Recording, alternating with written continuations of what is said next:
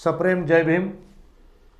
मी advocate Ayub Shaikh, माजी नगरसेवक पुणे महानगरपालिका, तसेच Republican Party of India Athawale गट याचं महाराष्ट्राचं मी अल्पसंख्याक अध्यक्ष या नात्याने आज मी सर्वप्रथम लॉर्ड बुद्धा चॅनलचा मनापासून आभारी आहे का त्यांनी या ठिकाणी मला आपले विचार व्यक्त करण्याची मला संधी दिली.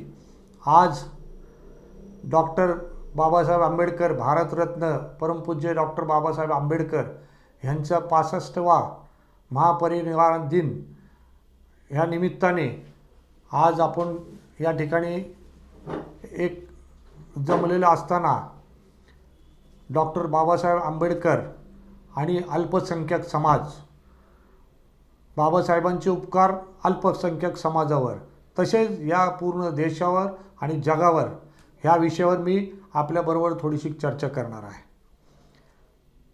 हजारों साल नरगिस अपनी बेनूरी पे रोती है, हजारों साल नरगिस अपनी बेनूरी पे रोती है, बड़ी मुश्किल से होता है चमन में दीदवर पैदा.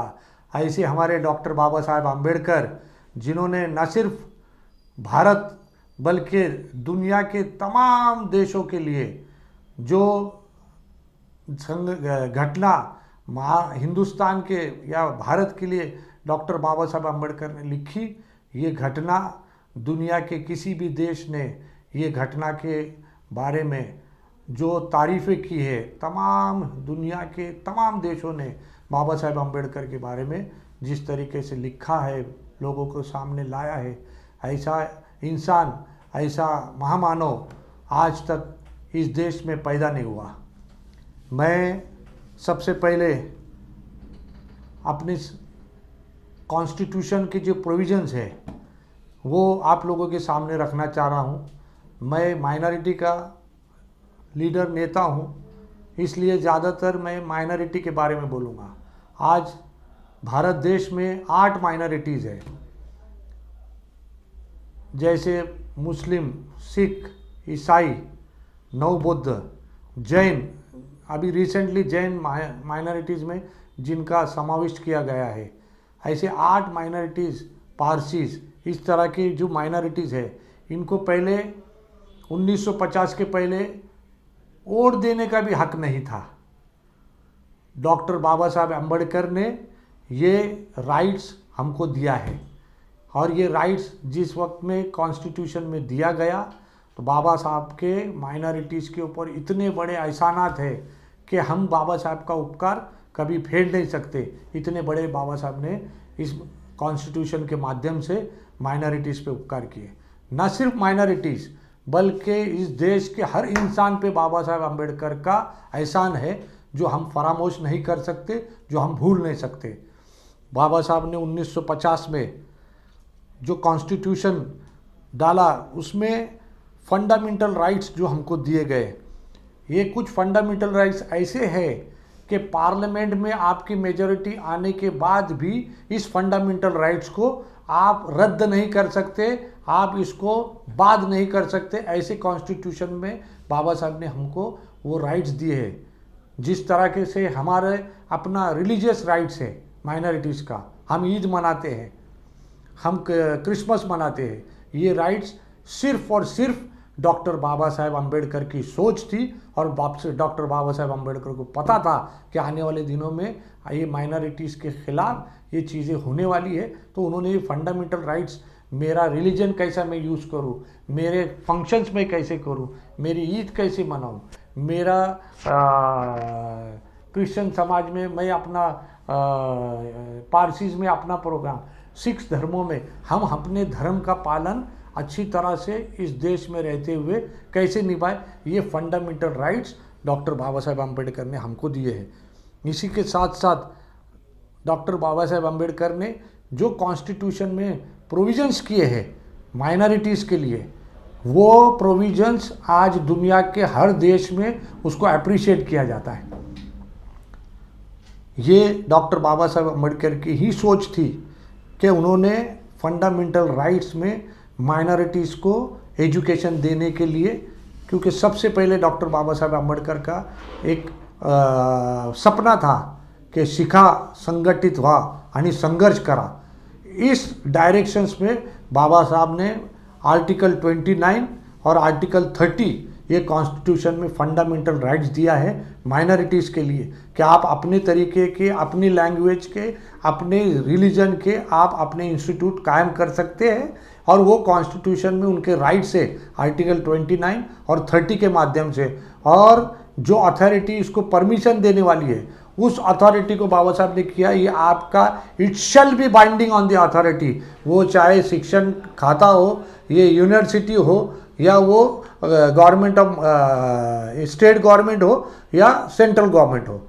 बाबा साहब ने आर्टिकल 29-30 में दिया है हम अपने इंस्टीट्यूट खुद बनाए और इट शैल बी बाइंडिंग, शैल लिखा है, मैं नहीं लिखा, दे सकते या नहीं दे सकते ऐसा नहीं कहा, it shall be binding on a authority to give them sanctions.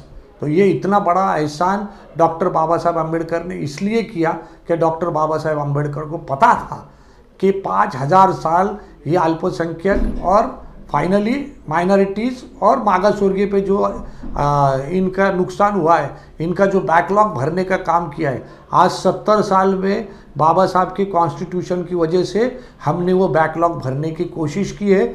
मैं आज भी इस बात पे कायल हूँ कि आज तक ये काम पूरा नहीं हुआ है और ये पूरा आज 3-3.5 हजार साल हमने कवर किया। मुझे ऐसा लगता और भी 1,500 साल बाकी है, जो बाबा साहब का सपना था कि माइनॉरिटीज़ और अल्पसंख्यक और हमारे मागास वर्गीय लोगों को एजुकेशन में कहाँ पहुँचना था। इस सिलसिले में बाबा साहब ने जो हम पे उपकार किया है वो अल्पसंख्यक समाज उसको भूल नहीं सकता है। इसी तरह हमारे ट्रेडिशन, हमने किस तरीके से हमारे फंक्शंस करने चाहिए, हमारा ट्रेडिशन कैसा होना चाहिए, हमारी शादियाँ कैसी होनी चाहिए, ये डॉक्टर बाबा साहेब अम्बेडकर ने एक फंडामेंटल राइट्स में कॉन्स्टिट्यूशन में हमको दिया है। नहीं तो आने वाला दिन इतना भयानक, डॉक्टर साहब बाबा साहब को पता था कि ये अपनी चीज़ों को कर भी नहीं पाएंगे और कोई दूसरा आके हावी होगा, इसलिए ये कॉन्स्टिट्यूशन ने आज देश को बचाया है। जितना डॉक्टर बाबा साहब अम्बेडकर का हम एहसान मान सकते वो हम कम है हमारे लिए। मैंने पहले एक शेर में कहा था कि हज़ारों साल नरगिस अपनी बेनूरी पे रोती है। ऐसा इंसान इस देश में पैदा होना कि हज़ारों साल रुकना पड़ता है लोगों को, और उसके बाद बाबा साहब जैसा इंसान महामानव पैदा होता है और जिसने ये एहसानात हम पे किए हैं। इसी तरह से डॉक्टर बाबा साहब अम्बेडकर ने हमारे पास जो कॉन्स्टिट्यूशन के प्रोविजंस हमको दिए हैं, जो फंडामेंटल राइट्स हमको दिए, जो एजुकेशन के राइट्स हमको दिए, और ये बहुत कम लोगों को पता है। मैं एक प्रोफेशनली लॉयर हूँ, तो बाबा साहब ने सिर्फ माइनॉरिटी को कवर नहीं किया, ये करते वक्त में इस देश का हर इंसान, उसको बाबा साहब ने अपने तरीके से प्रोटेक्शन दिया एजुकेशन में। जिस तरह से रिलीजियस माइनॉरिटी है उसी तरह से बाबा साहब ने लिंग्विस्टिक माइनॉरिटी रखा है। मेरा कोई भाई गुजरात से आके महाराष्ट्र में रहता है तो वो लिंग्विस्टिक माइनॉरिटीज़ में आता है, उसको अपने इंस्टीट्यूट बनाने का राइट्स बाबा साहब ने दिया है। और कोई महाराष्ट्र में मेरा भाई अगर गुजरात जाता है, कर्नाटक जाता है, तो वो वहाँ कर्नाटक और गुजरात में रिलीजियस लिंग्विस्टिक माइनॉरिटीज़ में आता है, लैंग्वेज का माइनॉरिटी, और वो अपने इंस्टीट्यूट कायम कर सकता है। तो ये बड़ा एहसान बाबा साहब का है।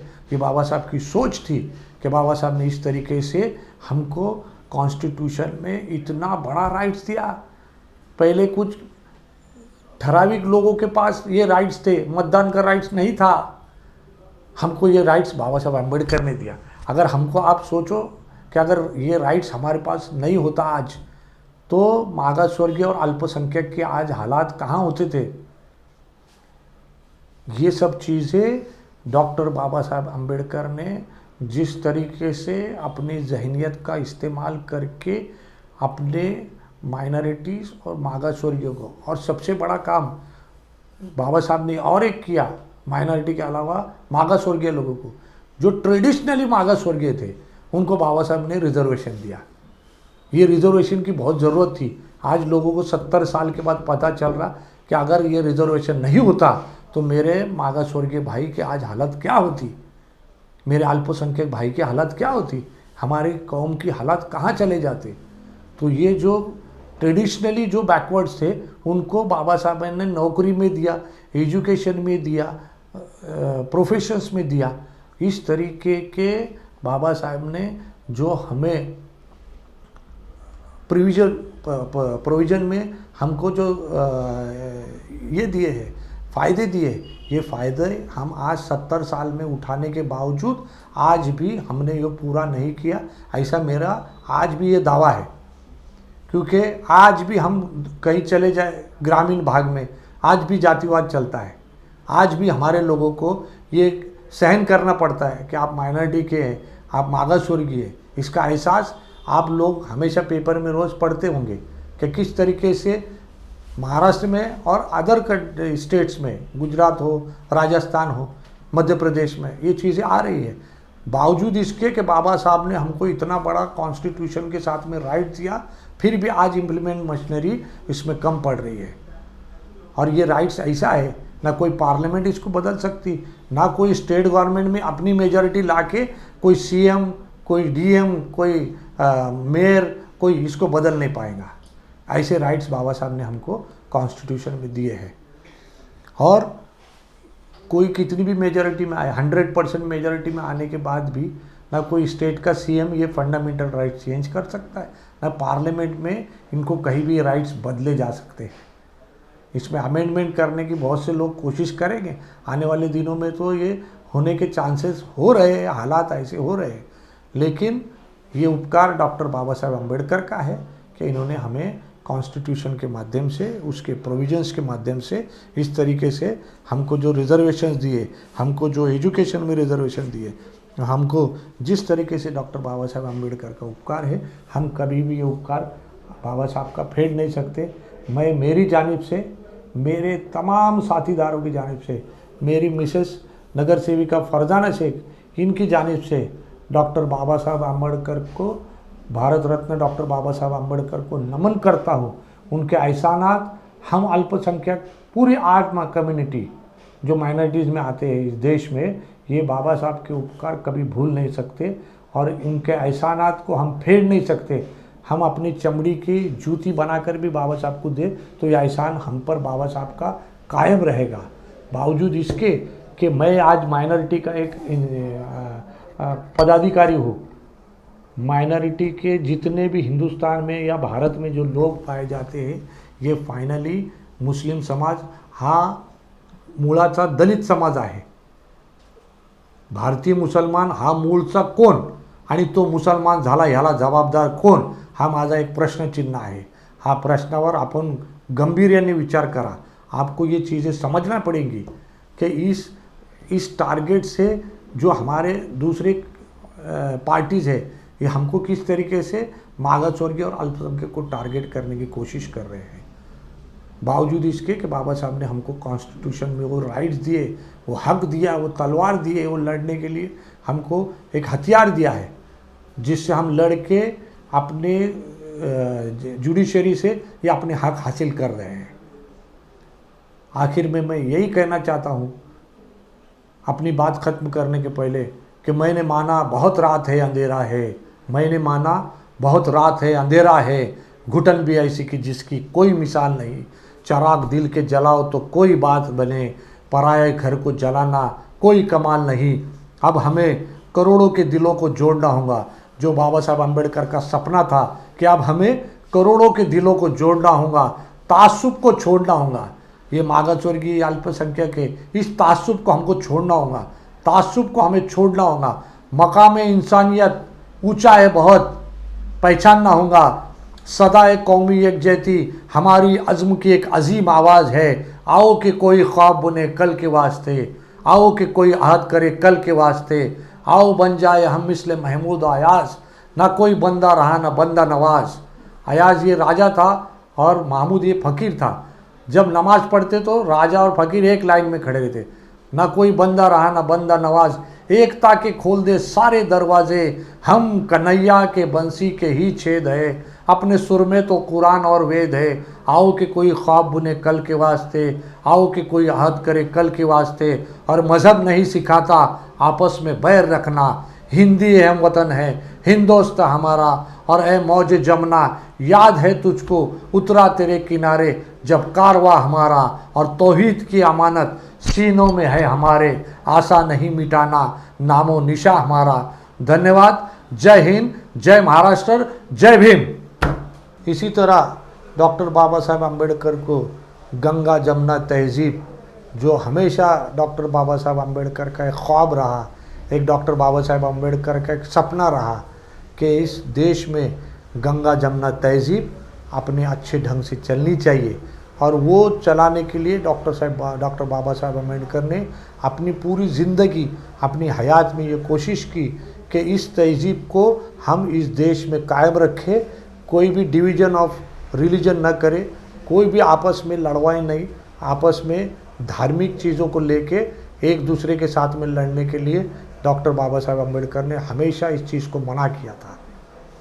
आप लोगों को मैं एक चीज़ और बताते चलूँ कि डॉक्टर बाबा साहेब अम्बेडकर बावजूद इसके कि आप एक बड़ी बीमारी से लड़ रहे थे, तो आखिरी वक्त में डॉक्टर बाबा साहेब अम्बेडकर ने उनके अनुयायियों को बोला, क्या देखो ये पूरा देश हमें अल्पसंख्यक और मागासवर्गीय, ये हम एक प्लेटफॉर्म के लोग हैं, ये हम एक खून के लोग हैं, हमको आपस में साथ में रह के एक दूसरे के साथ में एक दूसरे की मदद करके इस तरीके से इस देश को चलाना है।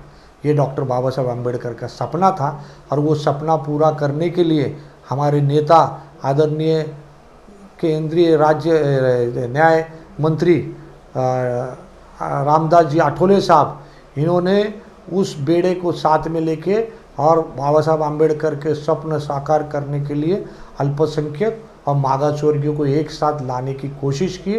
और यहाँ सिर्फ महाराष्ट्र में उन्होंने नहीं किया, बल्कि नॉर्थ ईस्ट से लेके कश्मीर से लेके कन्याकुमारी और गुजरात से लेके कलकत्ता तक रामदास जी आठवले साहब के नेतृत्व में ये काम ज़ोरों शोर से चल रहा है। मैं फिर एक मर्तबा अपने भीम सैनिक जो आज चैत्य भूमि पे आए हैं, उनसे दिल की गहराइयों से गुजारिश करूंगा कि जो कोविड के नियम यहाँ इस राज्य ने लगाए हैं, वो नियम का आप पालन करें, आप मास्क का वापर करें, आप सैनिटाइज करें, आप आपस में डिस्टेंस मेंटेन करें, और अपनी ज़ात से, अपने लोगों से, अपने खुद को प्रोटेक्ट करें, और अपनी खुद की वजह से दूसरों को तकलीफ़ ना हो, ये चीज़ों का ख्याल रखते हुए बाबा साहब अम्बेडकर, हम अनुयायी हैं डॉक्टर बाबा साहब अम्बेडकर के, ये हमको चित्र यहाँ दिखाना है चैत्य भूमि पे, और उस तरीके से लाखों की संख्या में हम लोग यहाँ जमेंगे और डिसिप्लिन से जमेंगे, और ये मैसेज पूरे दुनिया में देंगे कि हम डॉक्टर बाबा साहब अम्बेडकर के अनुयायी हैं, जिनके एहसानात हम पर है, डॉक्टर बाबा साहब के एहसान हम पर है।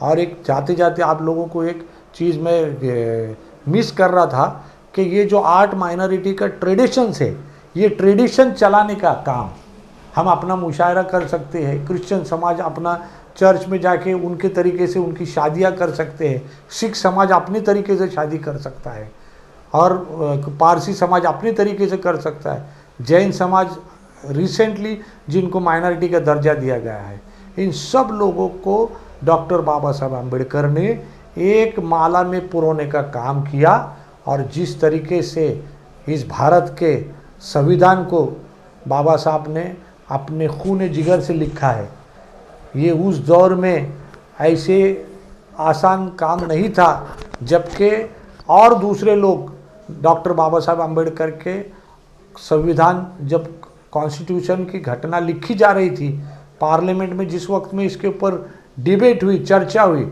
इसके ये चर्चे के आप अगर रिकॉर्डिंग आप सुनेंगे या इस चर्चे का मिनट्स आप जब देखोगे, तो इतनी आसानी से संविधान को एक्सेप्ट नहीं किया गया। डॉक्टर बाबा साहब अम्बेडकर को बार बार अपने एजुकेशन का, अपने नॉलेज का लोहा मनवाना पड़ा पार्लियामेंट में, और उसके बाद ये संविधान हमको मिला है। ये संविधान आसानी से हमको कोई प्लेट में गिफ्ट मिल के नहीं आया है, इसमें डॉक्टर बाबा साहब अम्बेडकर ने अपने खून और जिगर लगाया है। और ये किसके लिए लगाया है?